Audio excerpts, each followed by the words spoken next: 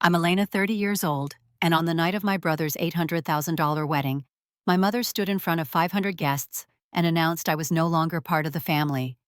After years of sacrifice caring for my bedridden father, running the family business quietly, while my mother and brother lived lavishly, I thought I would finally be seen, finally be valued for everything I gave up. I thought my father's promise would protect me, that I'd still have a place in the family he built. But instead, in the middle of that glittering ballroom, my mother erased me with a single sentence. The music stopped. The guests stared, and I felt the coldest kind of humiliation sink into my bones. What she didn't know was that the lawyer was already on his way, carrying the real will that would change everything. They believed they could discard me in front of everyone. But that was the exact moment justice walked through the door. I grew up in a house that looked more like a museum than a home. A sprawling, centuries-old estate with towering ceilings, endless corridors, and portraits of stern-faced ancestors staring down from gilded frames. From the outside, it was impressive, grand, dignified, the kind of place that commanded respect. But inside, it was cold. The walls echoed with silence more than laughter, and the air always felt heavy, like it was filled with unspoken rules. My father was a strict man, but he was fair. He believed in discipline, in structure, in earning what you were given. He didn't express affection in the way most fathers did, but he was the only person who truly saw me. He would look at me, his eyes softening just a little, and say, "You're stronger than you think, Elena. Don't let anyone tell you otherwise." To him, I was capable, reliable. But even his kindness was quiet, hidden under layers of restraint. My mother was different. Eleanor was elegant and ambitious, always calculating her next move. She believed family was about legacy, not love. And in her eyes, daughters were temporary. They would eventually marry and belong to someone else. Sons, however, were the future. Sons were permanent. So from the moment my younger brother Lucas was born, she poured everything into him. Lucas was 5 years younger than I, and from the very beginning, it was clear he would never know the word no. While I was taught to be composed, selfless, and responsible, he was celebrated for every whim and tantrum. When he wanted the better toy, I was expected to give it to him. When he wanted my room because it had better light, I moved without question. My mother's favorite phrase was always the same. "Elena, you're the older one. You have to sacrifice for your brother." That sacrifice became the blueprint of my life.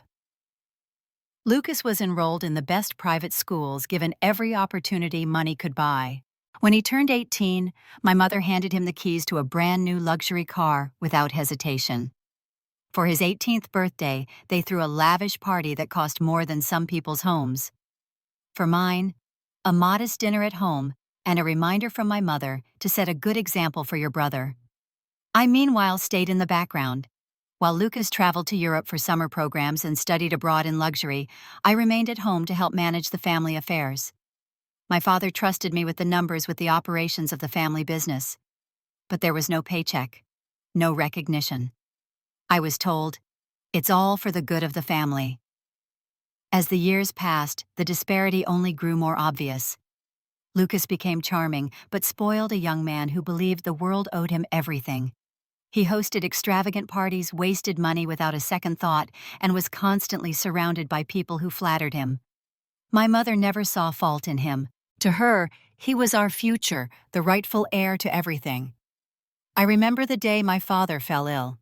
It started slowly, fatigue, then hospital visits, then endless rounds of treatment. I was the one who stayed by his side. I managed his care, spoke to the doctors, and researched treatments late at night. I even used my savings to pay for medications when my mother complained that it was getting too expensive, and Lucas, he was nowhere to be found. He would appear occasionally, always dressed impeccably, always late, staying just long enough to take a few photos for social media before leaving for his next vacation. My mother never scolded him. She would just say, "Lucas has his own life. He's busy." One evening I sat by my father's bed while he struggled to breathe. He reached for my hand with surprising strength and whispered, "Elena, you've done more for me than anyone else. You've been the one holding this family together. Don't worry, everything will be fair." I promise you, you won't be left behind." I believed him. I believed that despite my mother's favoritism, despite Lucas's entitlement, my father would make sure I wasn't erased. But as his health declined, I began noticing things I couldn't explain. My mother started holding private meetings with the family lawyer meetings I wasn't invited to. She and Lucas would leave the house together and return hours later whispering in the hallway.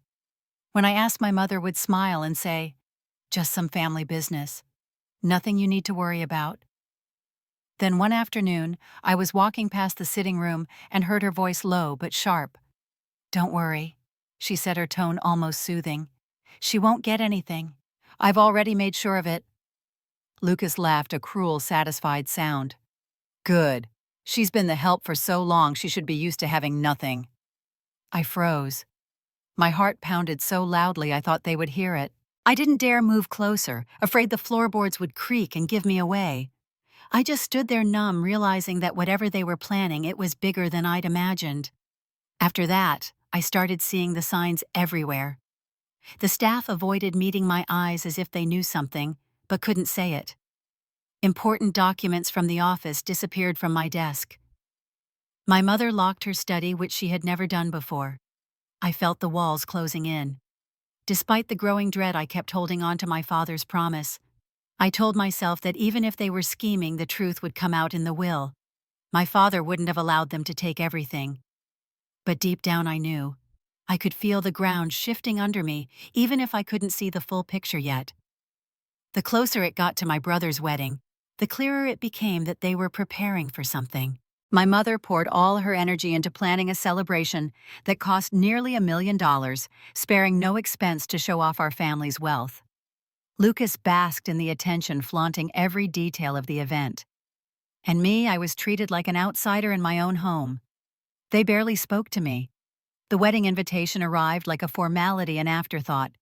It was then I realized they weren't just ignoring me, they were erasing me.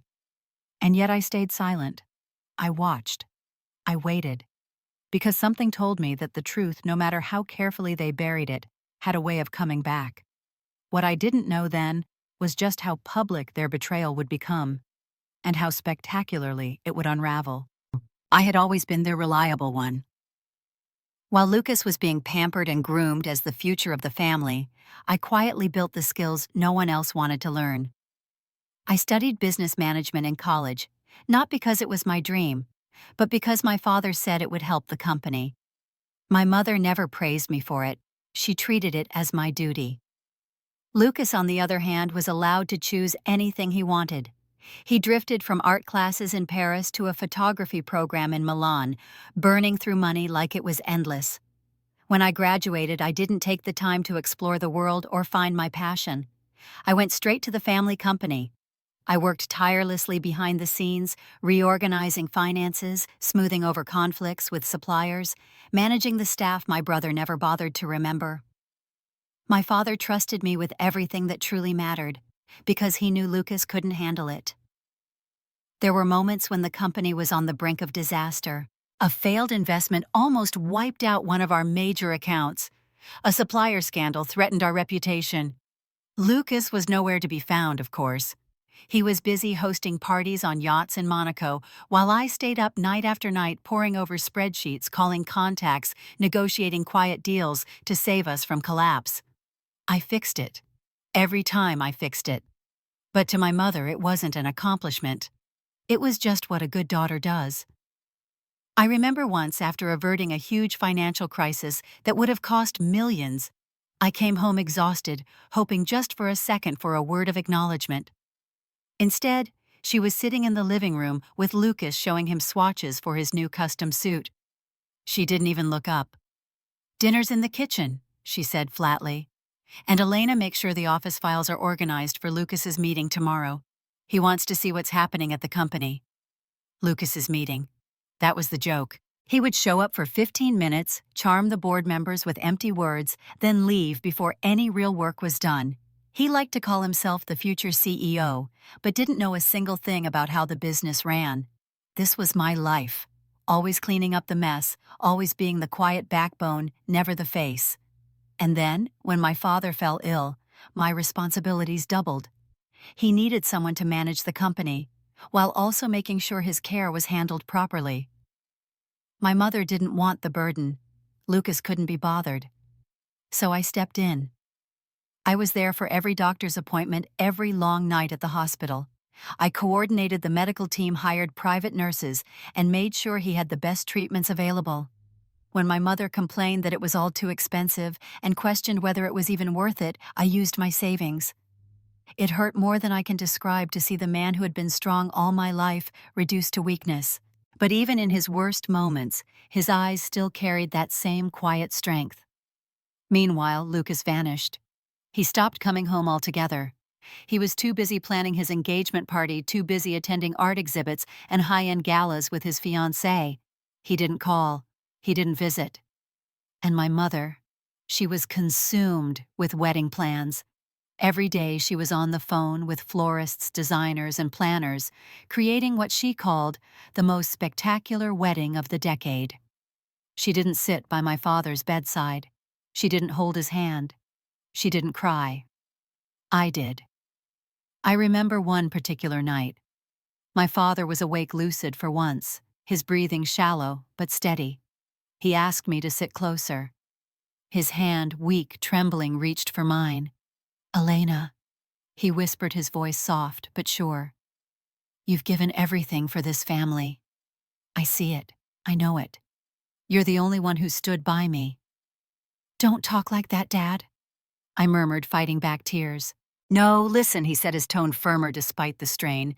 "Lucas is not ready. Your mother, she has her own ideas. But you," he paused to catch his breath, "you are the only one worthy. Everything I have will be yours. I promise. You will not be left behind." I squeezed his hand, tears slipping silently down my cheeks. "Thank you," I whispered. "I'll take care of everything, I promise." For a brief moment I felt peace. I believed that all the sacrifices, the endless nights of work, the dreams I'd abandoned, the years I'd given, would mean something. But even as he made that promise, the rest of the house was moving on without him. Lucas was posting photos from bachelor parties in Ibiza. My mother was in the city picking out her outfit for the wedding rehearsal. She didn't even notice when my father's condition worsened. When I called to tell her the doctors were worried, she simply said, "I'm sure you can handle it, Elena.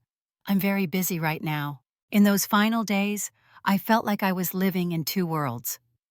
One, where I was the daughter holding everything together, and another, where I was invisible to the very people who should have been there. When my father passed, it was quiet. Just me and a nurse in the room. My mother didn't make it in time. Lucas didn't even know until I called him hours later.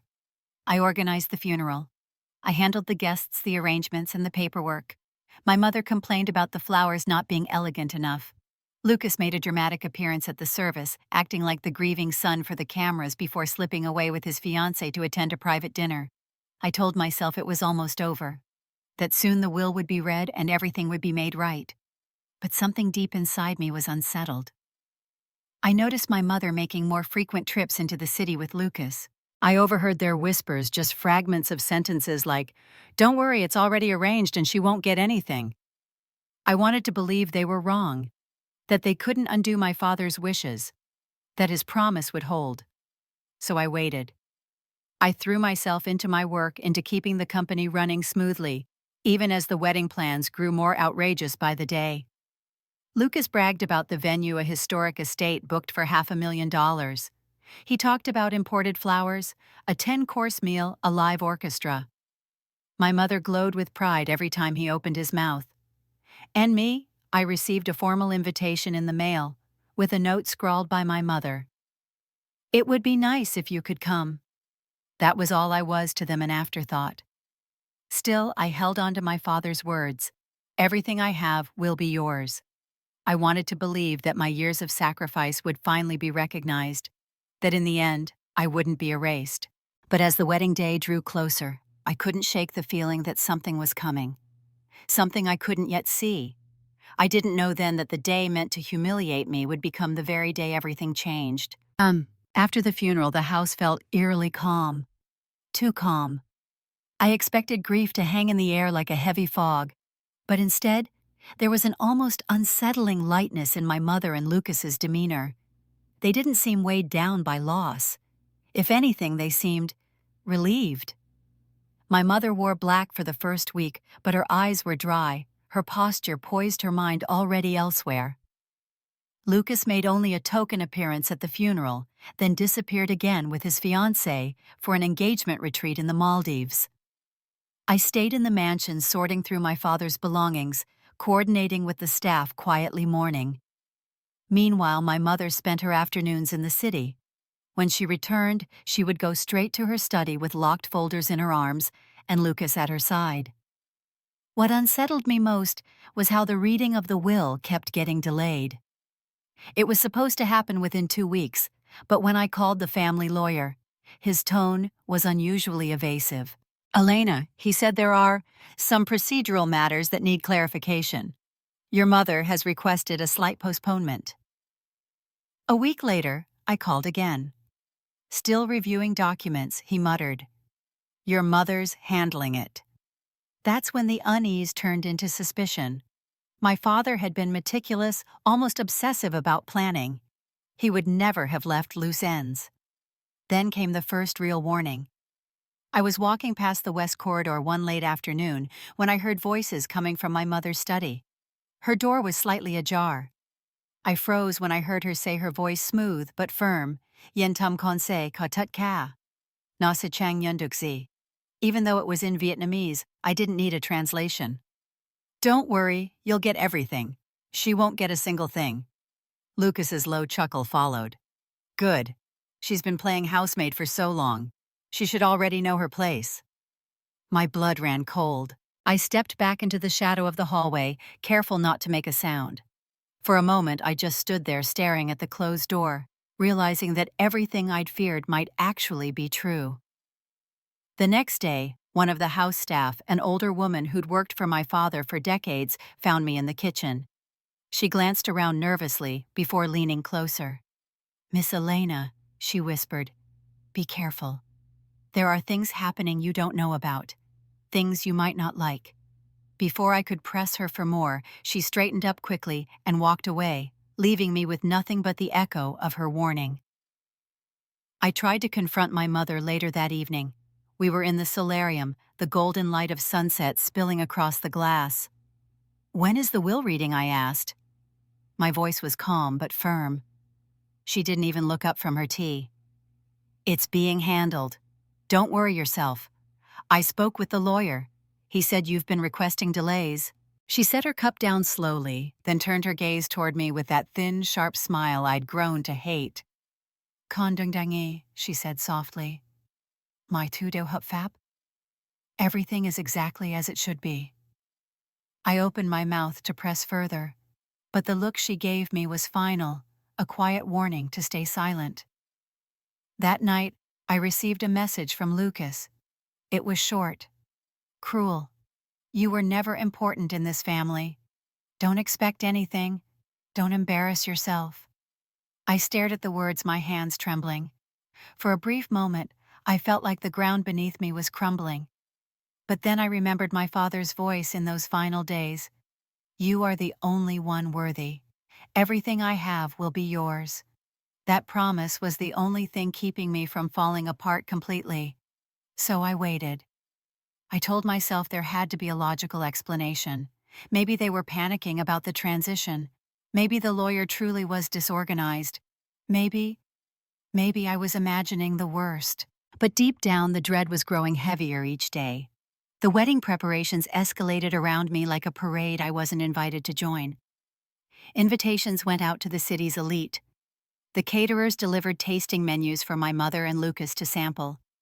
I overheard plans for a custom gown worth $100,000, a floral installation imported from Europe, a 10-course dinner with rare wine pairings. And through it all, they barely acknowledged me. I became a ghost in my own home, watching my mother and brother waltz through glittering plans while I quietly bore the weight of everything my father left behind. The mansion no longer felt like it belonged to me. The lawyer still didn't call. Every night before I went to bed, I would replay every conversation with my father in my mind, clinging to his words like a lifeline. You will not be left behind. But I couldn't ignore the signs anymore.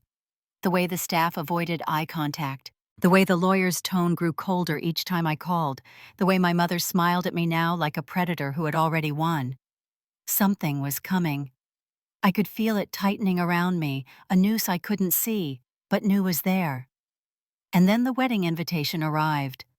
It was beautiful, embossed in gold foil, hand-delivered. Inside was a single note in my mother's sharp, controlled handwriting. It would be appropriate for you to attend. After all, it's a family event. Family. The word made my stomach twist. I placed the invitation on my desk and stared at it for a long time. I didn't know yet how they planned to destroy me. I didn't know exactly what they'd done with my father's will. But I knew one thing for certain. Whatever they were hiding would be revealed soon, and when it was, everything would change. The day of Lucas's wedding was blindingly bright, the kind of day made for glossy magazine covers and endless social media posts. The venue was a sprawling estate outside the city, draped in cascading white orchids imported from Singapore, crystal chandeliers suspended from an arched glass ceiling, and tables set with gold-plated cutlery. Guests arrived in luxury cars wearing designer gowns and tailored suits. It was a spectacle worth every dollar of the $800,000 price tag. I arrived quietly, dressed simply but elegantly, in a black silk gown that contrasted sharply with the sea of glittering gold and ivory around me. Heads turned when I entered, not because I was meant to stand out, but because my presence was unexpected.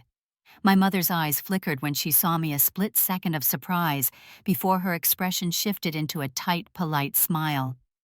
Lucas smirked openly, like he was waiting for a private joke to unfold. The ceremony itself was extravagant to the point of excess.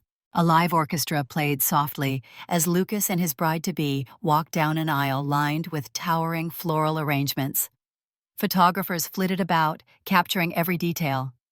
My mother was radiant, basking in the glow of the spectacle she had created.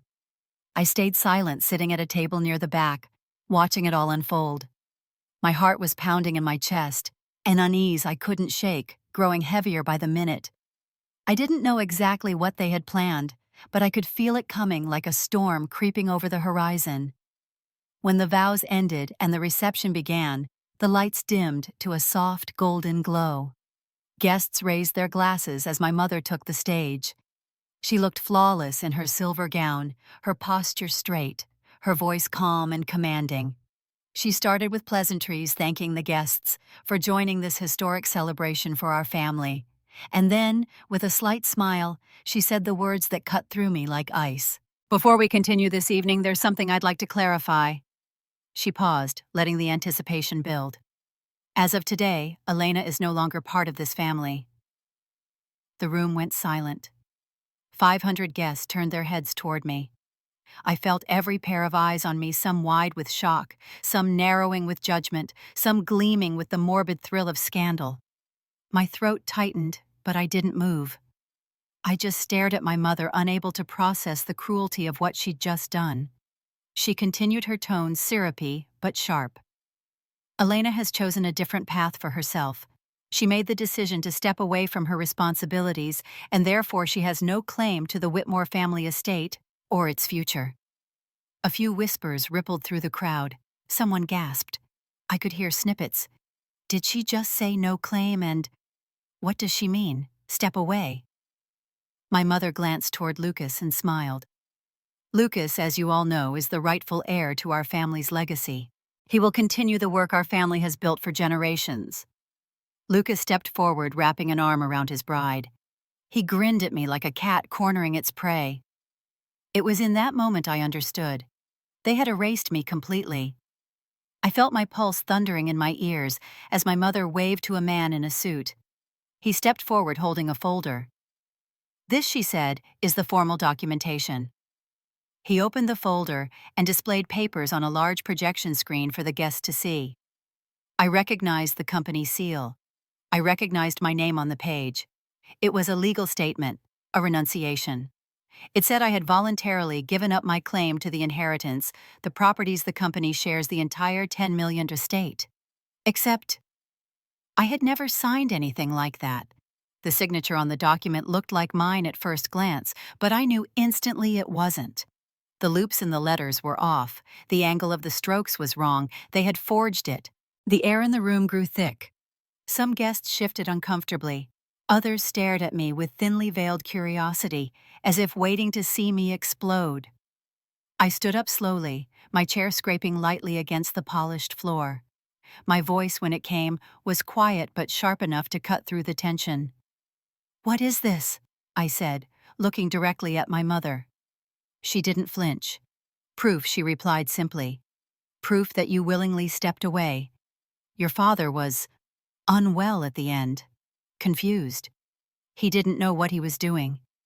I simply made the decisions he was too weak to make. This is what's best for the family." I felt my body trembling. "You forged my name." "No," she said calmly. "I corrected a mistake. You were never meant to carry this responsibility." Lucas laughed, then a short, cruel sound.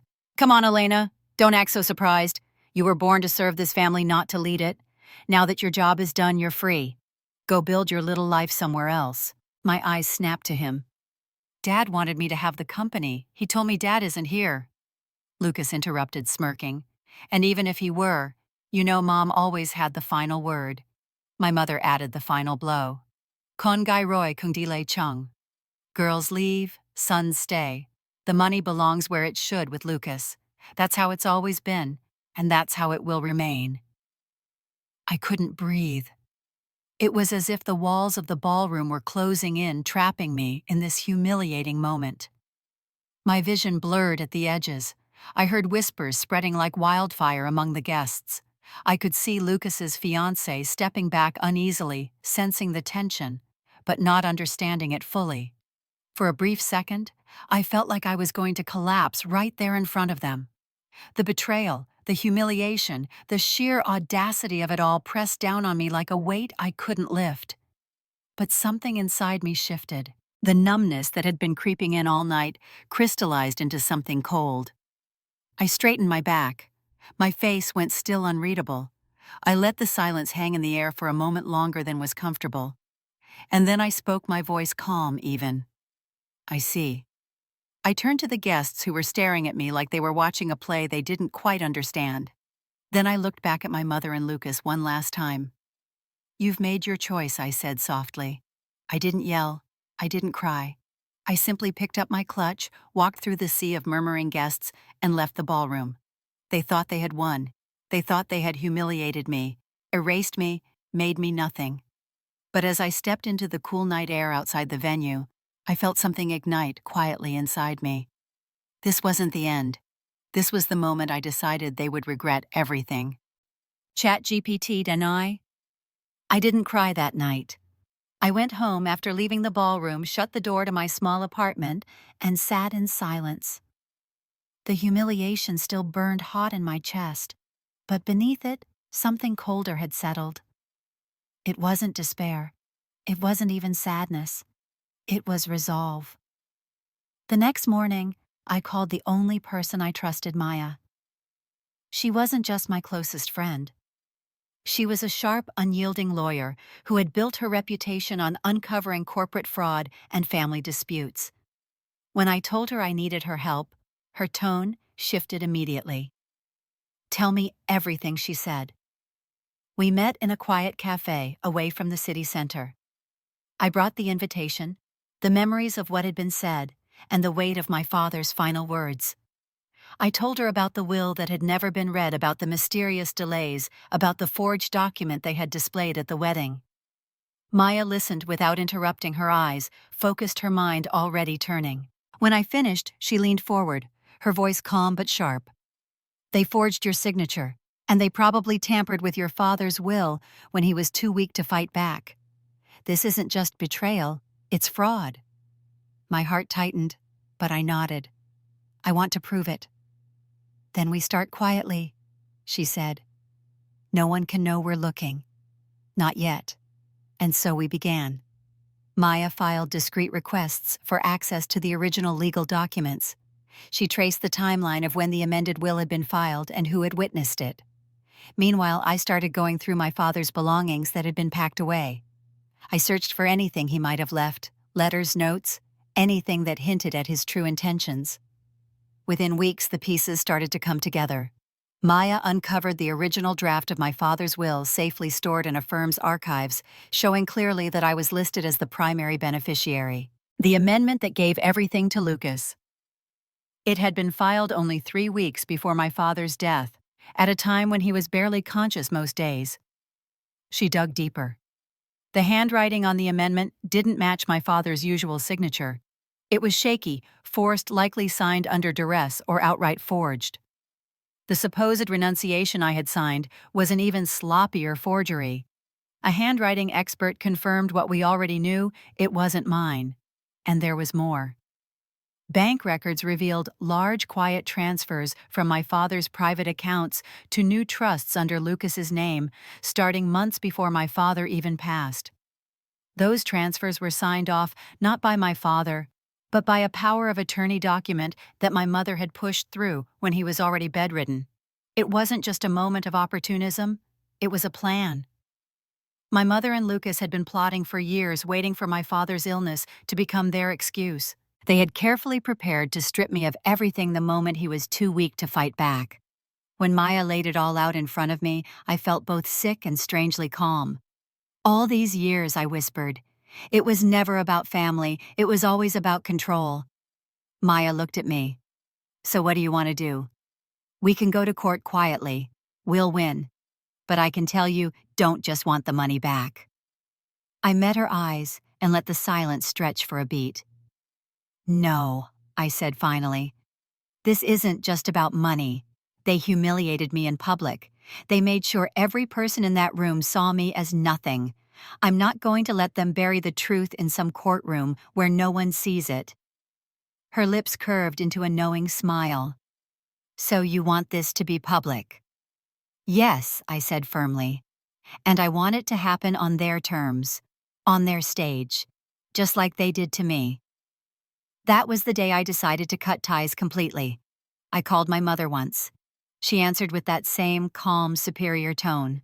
"Elena," she said, "have you come to your senses? You should be grateful we even—" I cut her off. "You're no longer my mother. Do not call me. Do not write to me. As far as I'm concerned, you no longer exist."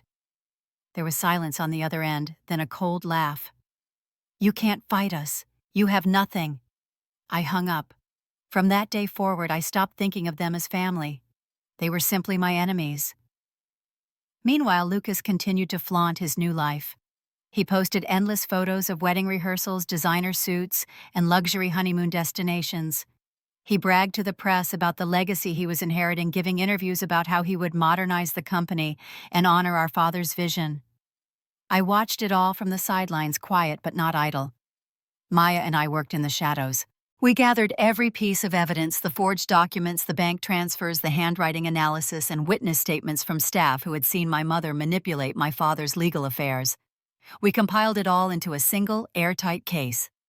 And then I went one step further. I reached out to a respected investigative journalist who specialized in high-profile family scandals. I handed over the evidence under strict timing instructions.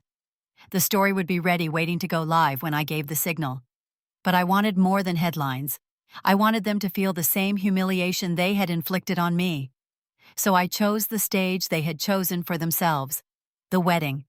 Lucas's grand $500,000 wedding, the one my mother had called the crowning moment for the Whitmore family. I decided I wouldn't just show up. I would arrive with Maya at my side, with the journalist ready, with the evidence already validated and notarized. I would let them stand there surrounded by 500 of their closest friends and allies, basking in stolen glory. And then I would take it all back. I could already imagine it. The lights, the music, the perfectly curated image of success and power. And then the truth cuts through all of it like a blade. I looked at Maya as we finalized the plan. "They wanted me silent," I said quietly. "But I'm going to make sure everyone remembers this day for the rest of their lives. Not for the wedding, but for the truth." She nodded, her voice low. "Then we wait. And we strike when it matters most." And so I waited. While they planned their perfect celebration, I planned their perfect downfall. I wouldn't crash the wedding. I would reclaim everything at the wedding. And when it was over, no one would ever look at them the same way again. The day of the wedding arrived like the calm before a storm. The venue was the same extravagant estate where I had been humiliated before, but this time, I wasn't coming as the forgotten daughter. I stepped out of the car in a deep emerald gown that shimmered under the soft sunlight. Beside me was Maya, composed and ready. Behind us trailed a small team, a journalist holding a camera, an investigator with sealed files, and two paralegals with notarized documents in hand. As I walked into the ballroom, heads turned. The whispers started instantly. My mother froze when she saw me, her expression flickering between shock and suspicion. Lucas, standing confidently at the altar, smirked at me like I was an uninvited guest who didn't know her place. The music began. Guests settled into their seats, chatting excitedly, their glasses of champagne glinting in the golden light. Lucas and his bride-to-be made their grand entrance, basking in the applause of 500 guests. And then, just as the officiant prepared to begin the vows, the MC's voice echoed through the hall. Before we proceed with this ceremony, he said, his tone calm but deliberate. There is a message that must be shared with everyone here. Please turn your attention to the screen. The lights dimmed. A hush fell over the crowd.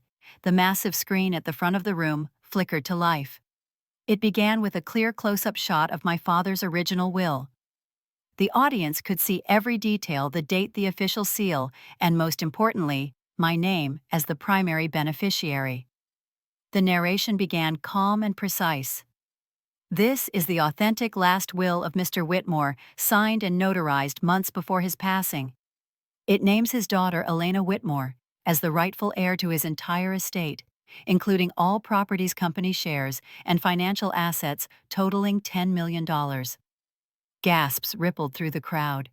My mother's face turned pale. Lucas shifted uncomfortably. The video continued. Side-by-side comparisons of signatures filled the screen.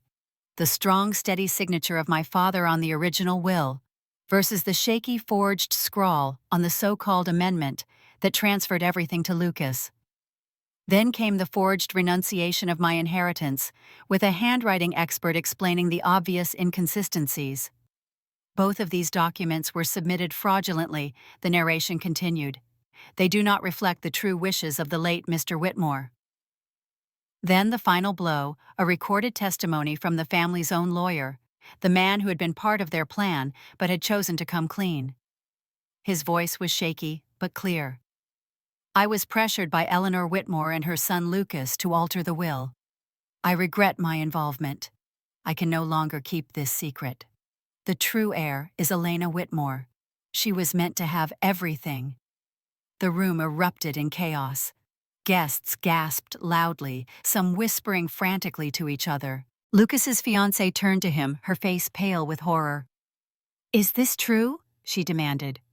Lucas stammered, his composure unraveling. It's fake. It's all fake." But the evidence kept coming. The video showed bank transfers, millions quietly moved into Lucas's accounts months before my father died.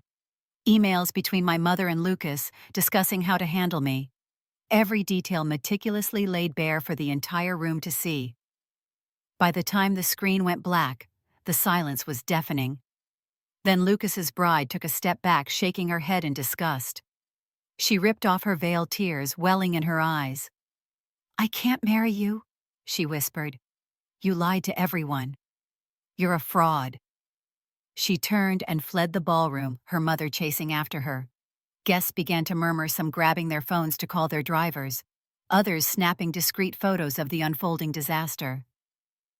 Before Lucas could react, two uniformed officers stepped through the side doors.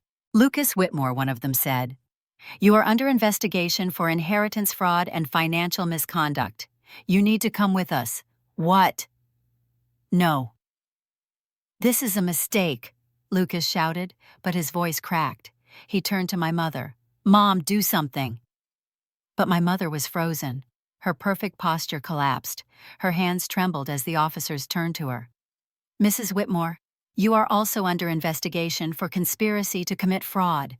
We need you to accompany us for questioning." Her face turned ashen. The crowd parted as they were led away. The photographers who had been hired to document the perfect wedding snapped photo after photo of the very public disgrace. And me?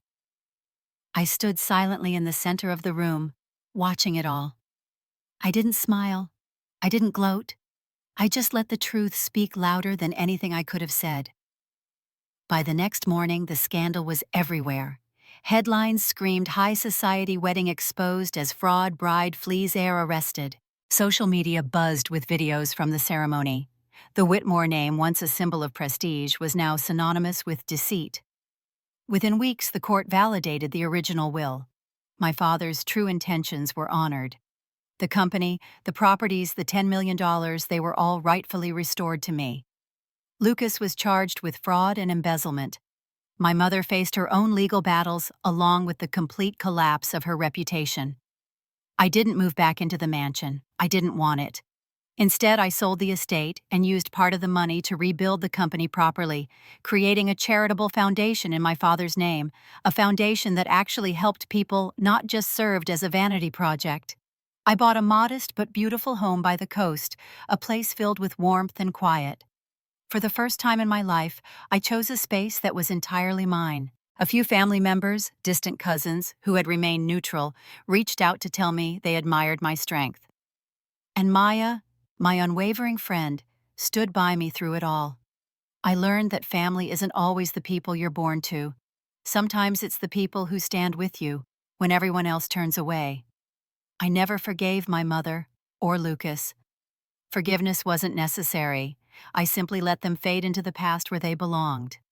In the end, I reclaimed everything they tried to take from me, not just the money, but my dignity, my voice, my future. And I learned one truth that I will never forget. Blood doesn't always mean loyalty. Justice isn't given, it's taken. So I'll ask you now, the one listening to my story. If you were me, would you have forgiven them, or would you have done exactly what I did? Because sometimes the only way to survive betrayal is to make sure the people who tried to destroy you never forget the cost of underestimating you.